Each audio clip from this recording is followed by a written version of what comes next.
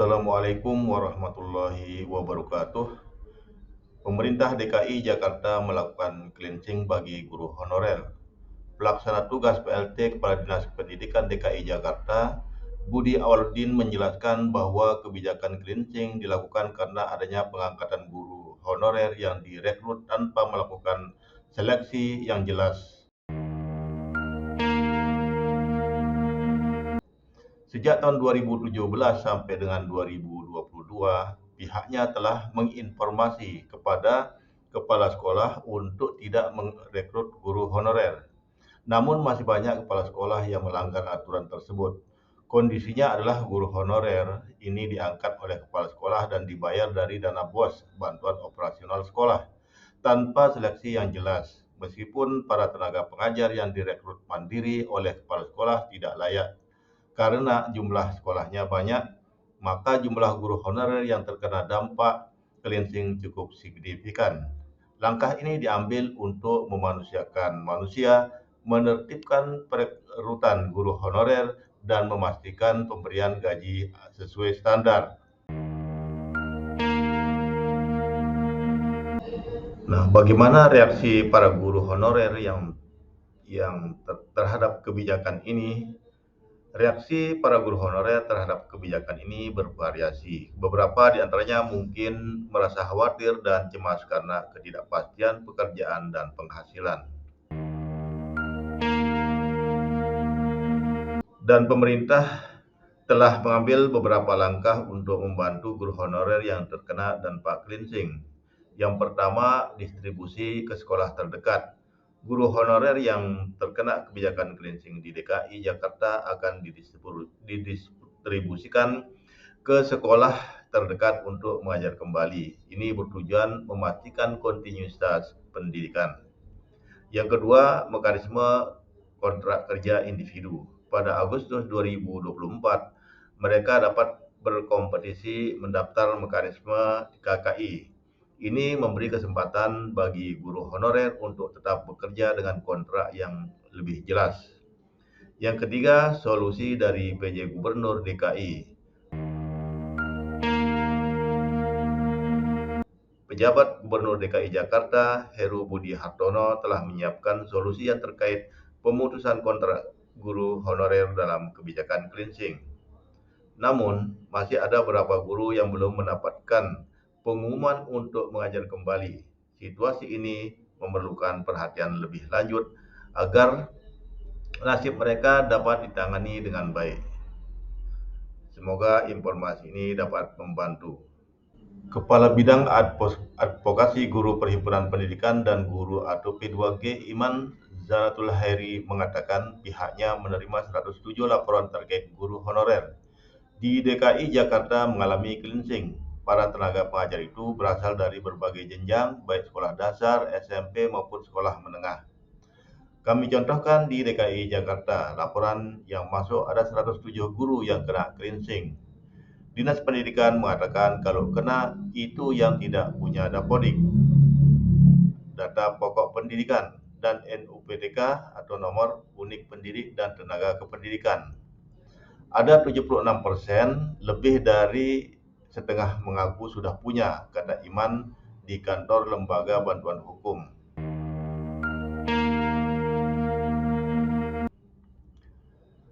Nah, berikut kita simak penuturan dan harapan Kepala Bidang Advokasi Guru Perhimpunan Pendidikan dan Guru atau P2G Iman Zanatul Hairi dalam video berikut ini. Yang pertama, secara prinsipil tidak ada guru yang cita-cita itu. Nah, inilah 4 hal harapan beliau kepada pemerintah DKI. Itu disebabkan karena gagalnya negara memenuhi tenaga pendidik dan guru di seluruh Indonesia, sehingga terciptalah guru honorer. Yang ketiga, kami sampaikan bahwa tolong ratusan guru yang kena kebijakan cleansing ini dikembalikan ke sekolah, lalu data mereka dipulihkan, lalu juga kalau bisa mereka diangkat dengan kontrak Pemda, diakui jasa-jasa mereka, lalu mereka diberikan kesempatan untuk ikut seleksi. Ingat ya, bukan langsung diangkat, diberi kesempatan untuk kita punya kesempatan. Kita punya kesempatan yang sama semua orang kan. Lalu kemudian setelah itu dipastikan, jangan lagi dibuka itu jalur pengangkatan guru honorer. Jadi dinas pendidikan itu harus mengawasi, nggak mungkin nggak. Jadi itu 4 hal yang saya kira harus dipulihkan dulu dalam jangka pendek. Kalau itu dilakukan oleh Dinas Pendidikan DKI Jakarta, kami P2G akan mengapresiasi. Dalam tajuk Tempo.co Jakarta, pelaksana tugas Dinas Pendidikan DKI Jakarta Budi Awaludin mengatakan bakal mengecek lagi jumlah guru honorer yang terkena kebijakan cleansing, sebab jumlah data dari Disdik dan laporan Perhimpunan Pendidikan dan Guru P2G tidak sinkron. Nanti kami lihat, kami data lagi, kata Budi temui usai rapat paripurna di kantor DPRD DKI Jakarta pada Kamis 25 Juli 2024.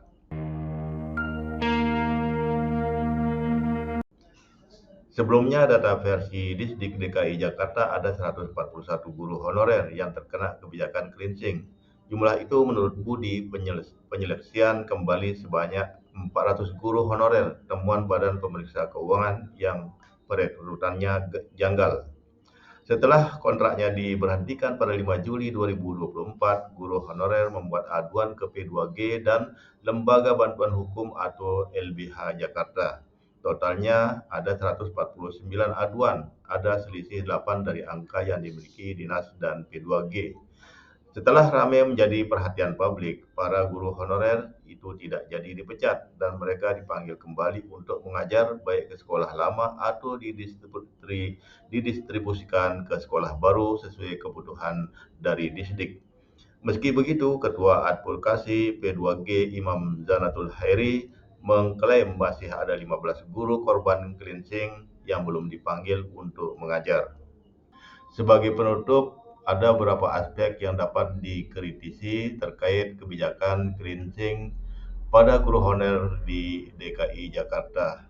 Yang pertama, ketidaktransparan seleksi. Kritik dapat ditujukan pada proses seleksi yang mungkin tidak transparan.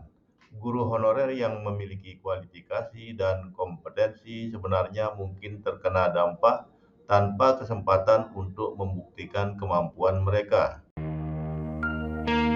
Yang kedua, ketidakpastian pekerjaan.